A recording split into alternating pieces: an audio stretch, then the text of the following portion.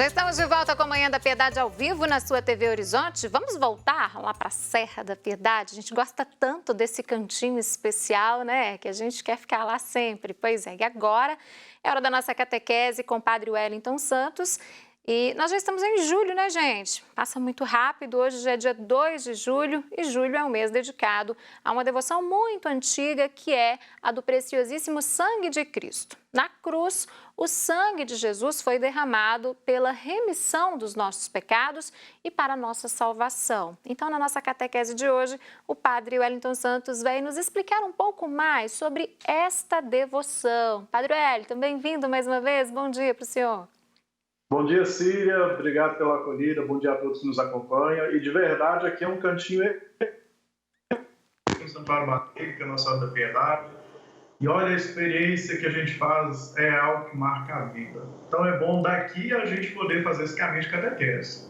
Pois é, desse cantinho tão lindo, né? Tão incrível. A gente viu agora há pouco as imagens belíssimas ao vivo aí da natureza exuberante, né? Quando nós conversávamos com o Padre Wagner Calegari, o senhor está num cantinho muito abençoado. Já muitas pessoas poderão ir até esse cantinho, eu tenho certeza disso, né, Padre? Com a graça de Deus. Agora, vamos falar então do preciosíssimo sangue de Cristo. Eu queria que o senhor explicasse pra gente, a gente falou que é uma celebração antiga, né? Como e quando foi instituída, Padre, essa celebração? Então, essa celebração, essa devoção importante ao preciosíssimo sangue de Cristo, ela tem raízes muito antigas, desde a cruz, né? Para a gente poder situar, na hora que o lado de Jesus é aberto pela lança do soldado, ali derrama o sangue e a água. Então, para falar desse sangue que lava o mundo, que faz nascer a igreja.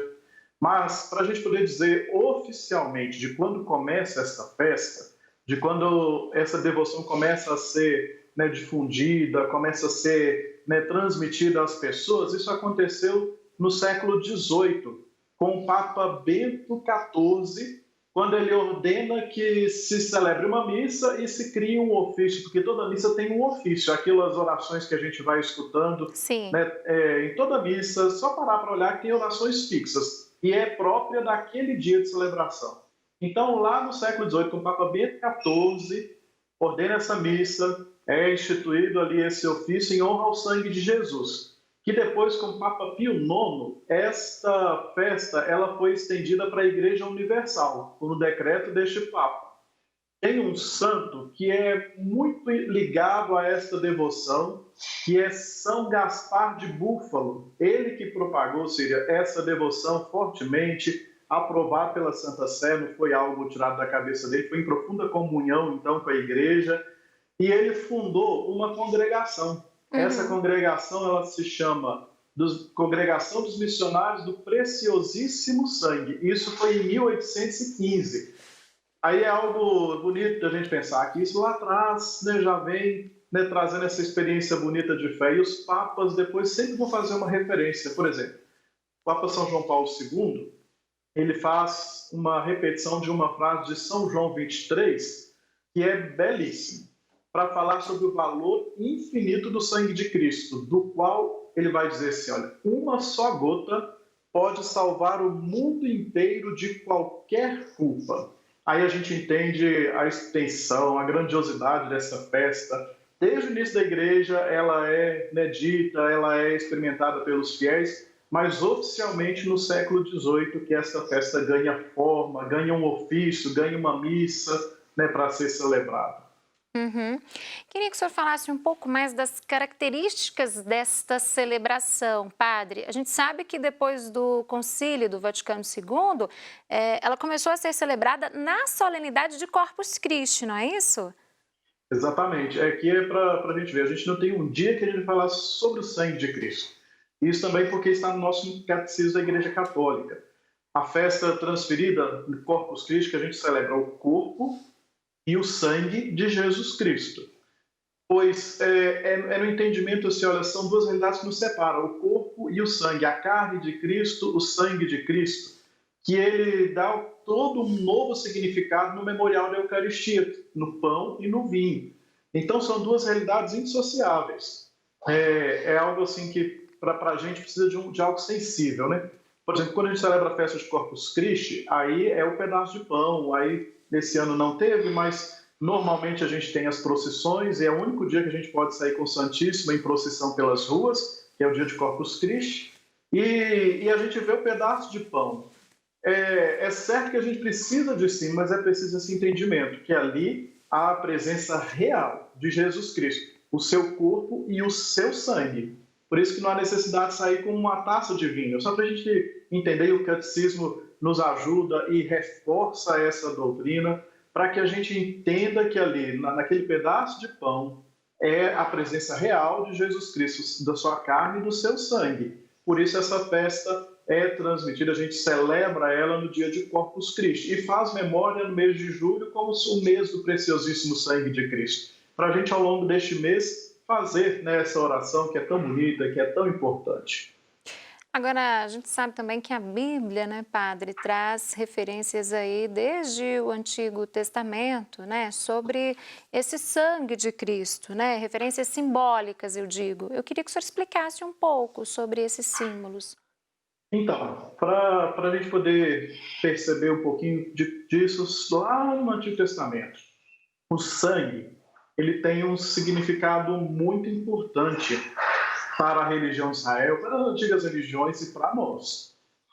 O sangue é sinal de vida. Ele se aproxima a esse aspecto da divindade.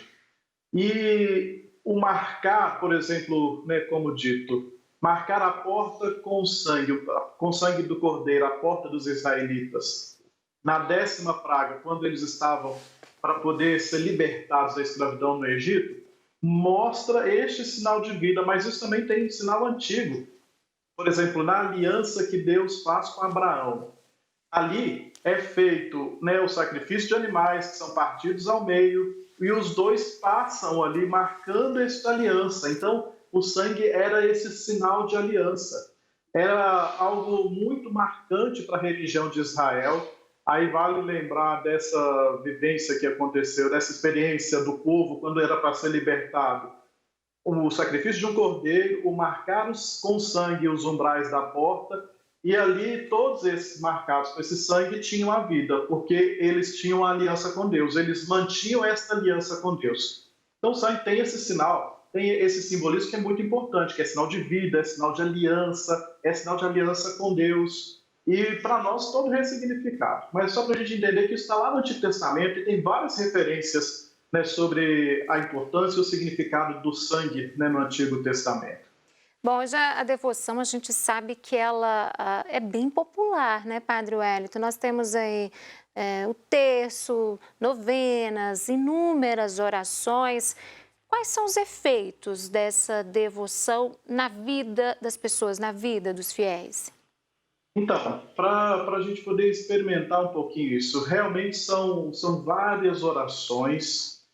E aproveitar esse mês de julho, né? Interessante quando você trouxe esse tema, porque está iniciando o mês é do preciosíssimo sangue de Cristo. Então existem formas, orações que nós podemos realizar ao longo deste mês para poder viver essa intimidade, porque ao rezar nessa devoção do preciosíssimo sangue, nós estamos fazendo esse passo de comunhão para poder aninhar ali no coração de Jesus, aberto pela lança quando ele estava pendente da cruz. Então, como, né, bem lembrado, nós temos as nossas orações, tem novenas, tem diversas orações ali, o terço, um rosário, que pode nos ajudar ao longo deste mês a rezar. E os efeitos certamente dessa devoção é uma intimidade maior com Cristo.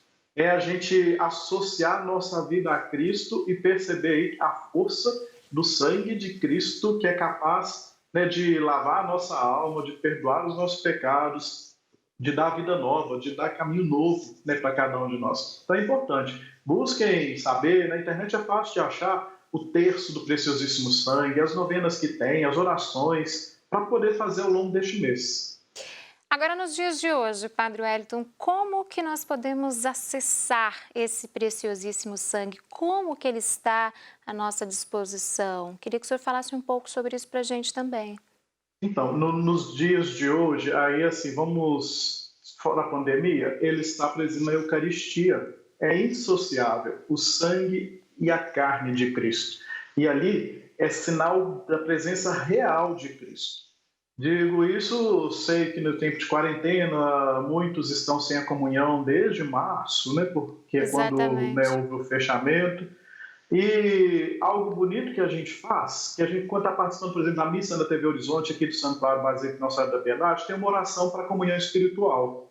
Elas têm, claro, diferenças, mas é comunhão. Então é importante a gente entender, eu não estou ali na fila da comunhão, da Eucaristia, participando da missa, para poder receber o corpo e o sangue de Cristo. Mas eu estou fazendo essa experiência de comunhão, participando, né, das missas transmitidas, por exemplo, pela TV Horizonte. Então é algo bonito para a gente perceber. A gente encontra, a gente faz essa experiência de Cristo, no seu preciosíssimo sangue, na Eucaristia.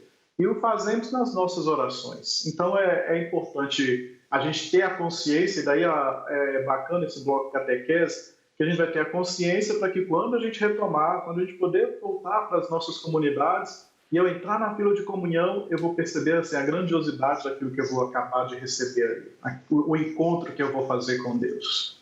Tá certo, Padre Wellington. O tempo voa por aqui, a gente começa a Demais. conversar e o relógio parece que acelera, né? É verdade. Tínhamos muito mais para falar sobre esse tema, mas na próxima semana a gente volta a conversar, com certeza, mais uma vez, sobre um tema especial aqui na nossa catequese. Muito obrigada, Padre Wellington, mais uma vez pela participação, viu? Até quinta da semana que vem. Sem por nada, um abraço grande e até quinta-feira, Cida. Aí o Padre Wellington Santos, né, falando ao vivo lá do Santuário Basílica Nossa Senhora da Piedade. Vamos para um rápido intervalo comercial? Eu volto daqui a pouquinho, porque no próximo bloco nós vamos falar um pouco sobre as ações sociais da Prefeitura de Belo Horizonte. É já já.